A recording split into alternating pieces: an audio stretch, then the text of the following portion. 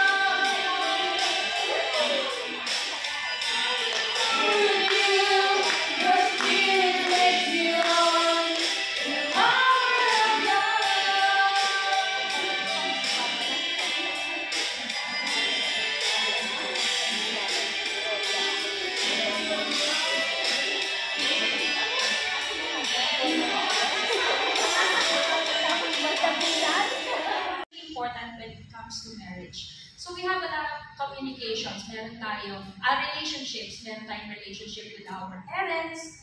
Meron tayong sa friends, sa mga anak natin, sa siblings natin. Pero ang pinaka dapat magtagal o hanggang sa huling sandali na ating buhay, yung ating marriage. So ito yung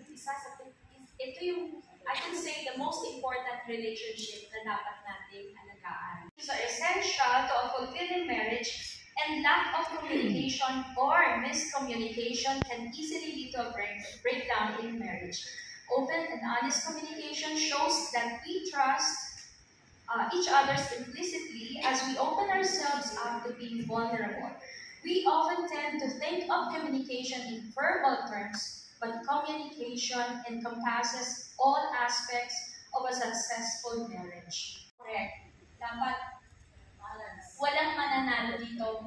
Walang matatalo dito. Dapat pareho panalo. Okay? When you're talking to your husband, especially kapag kayo may mga pagtatalo na kayo, di ba? Sometimes. Most of the time. Okay. First of all, let me read this Bible passage to you. From James chapter 1, verse 19, it tells us, "Know this, my beloved sisters or brothers, that every person be quick to hear, slow to speak, slow to anger." The art of listening is often overlooked these days in marriage communication, but it has the potential to change your marriage on a deep level. So, ibig sabihin, dapat sabi dito, remember that the devil is the one who is fanning the flames and instigating disharmony. Iisipin natin kapag nagtatalo tayo, it's not our husband who is doing that wrong thing or yung nag-aali sa atin. Isipin natin yung nasa harap natin. Hindi magandang nangyayari dun sa mga oras na yun. Number 4, decide not to hurt your spouse. Alam mo, actually, this one, dapat talaga mag-asawa to eh. Kasi parang unfair kung tayo ng mga girls, diba? But since handmaids ito, imagine nyo na lang nandito yung asawa nyo. You know all the vulnerable, tender spots. Decide not to take any bit of information your spouse has shared with you and use it as weapon against him. Kasi, honestly, ako talaga, never ako nag-nap in our 34 years. Sana all. Yes, totoo. Tahimik lang ako.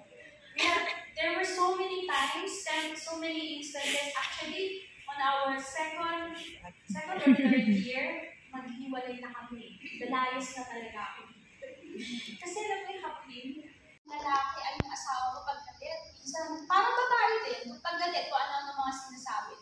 So dito, emotional dumping is an act of unconsciously sharing your feelings or perspective without an awareness of the other person and their emotional state of needs. Parang, sabi nga, dumping ground, ibig sabihin parang yung mga binabato niya sa'yo. So dapat daw tayo, ito hindi ko galing sa akin. This is, I have researched a lot about marriage. So ito yung nakuha ko, and Christian, yung kinuhanan ko na, lalayas na. Bye! Papaawat pa pala yun. Remember that your marriage covenant was meant to last a lifetime. Tama? Diba? Sabi niya, Christ longs to be at the center of your marriage. It's very important. Napaka-importante na ilalagay talaga. Kasi iba sabi, Christ is at the center of our marriage. Pero, syempre, we falter pagka there are times na magkakamali talaga tayo. Issues will demand a commitment to Christ and to one another. Be willing to forgive another. Don't forget that every marriage is made up of two imperfect humans. One is trust. Kanina, di ba sabi nyo? Trust. Pagtitiwala. I promise not to hurt you. Realize that our spouse is the last person we would want to hurt. Follow this through with keeping our promise not to hurt our spouse. The fruit should be greater trust for each other. Dapat pagtitiwalaan daw natin sila. Love someone without showing respect for him. The evidence of respect is your behavior and speech toward your spouse. It is your way of acting in terms of honoring, simple courtesy, thoughtfulness, deference, and attentiveness. Approval is the verbal expression of respect. Marriage should be replete with statements like, "You did a good job." O, diba? Sabi, "I'm proud of what you did." Ang gwapo-gwapo mo naman. Ang pogi mo naman. Alam mo, kinikilig yun. Promise. O, diba naman kinikilig the way you are? Don't change it. Try and please me. O, diba? Love entails acceptance and redemption. The nature of God's love for us is that He loves and accepts us just as we are. Ito tayo.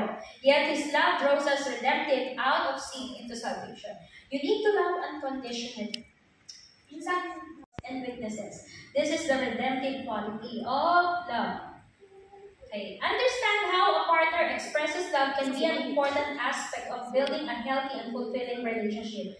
Everyone tends to have different ways of expressing and receiving love, so taking the time to understand a partner's unique love language can show them they are valued in a way that is meaningful to them. Needs come before mine. Sabi, kumbaga sa anak, diba, isusubo ko na lang, ibibigay ko pa sa'yo.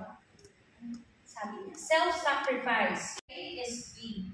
Forgive mistakes, forget them, and never bring them up again. Kapag pinatawad na natin ang isang tao, huwag na natin ulitin. Unless na lang uulitin niya. Siyempre, sasabihin mo yun na ayan ka na naman. Pero but once you forgive someone, as much as you can, forget na lang. This is exactly how I feel. Two extremes, hide your emotions or let fly with a brutal barrage of unbridled words inflamed with fierce emotions. We need to learn to be truthful without hedging, nor being insensitive or unnecessarily blunt. Honesty with balance and prudence. Sabi niya, nangyari. Tama? Yes. Whatever happens. And covenant means unconditional commitment. Okay, ito maganda to. Anong mangyari? A lifetime commitment. Yun yung covenant natin. I do it. I swear. How many times have you heard that in your life? We may take this phrase lightly in our modern culture, but God has shown that He remembers oaths and expects us to fulfill them. Before making a marriage covenant, consider looking into what the Bible says about how serious vows are. Yan dito, couples need to talk every day so that they stay connected. But it's important to be realistic about what is sustainable in the long run. A daily touch in, then a weekly deeper conversation to find out a little more about what's going on in each other's lives is important. So, ako kasi, iniisip ko, pag pinapakita mo yung pagmamahal mo through all this, I'm sure naman, He will reciprocate what you're doing. Married couples who communicate well are more likely to experience a happy and peaceful relationship. Sabi nga dito, just as tree needs water and sunlight, a relationship needs good communication and love to grow and thrive. Kaya kami nung pinatagilala kami, alam ko na speechless siya. Tahimik, talagang isang tanong mo, isang sagot. E di, syempre, mag-asawa na kami, tumagal. Matagal ako nagkaanak, meron kaming biyayang isang anak. Ngayon, 24 years old din siya. So ngayon, ang brother-husband ko talagang tahimik. Sa pagtatawag ako, syempre malayo tayo.